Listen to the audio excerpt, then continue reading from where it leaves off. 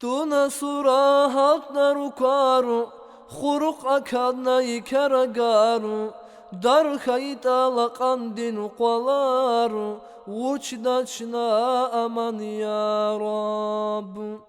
Munkar nekir atay bere, jedata shahadat gafmetse, zurzaz jeda surun qenem, vakay kümek aman ya Rab.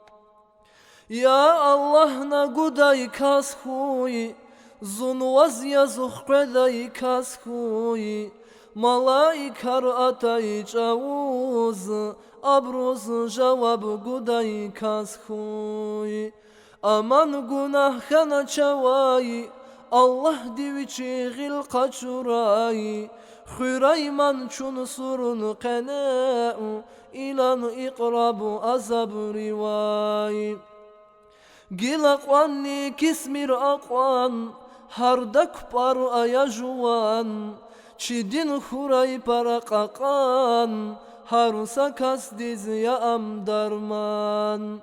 Suruz qeda malaikar, munkar nekir qaz xabarar, kümek jedaç vaz devletar, ba'tul khayta aman ya Rab. Allah dinçina ta huyasi, haim yaçi ekhirvesi, Vuçin çna suramici, kümek aya aman ya Rab.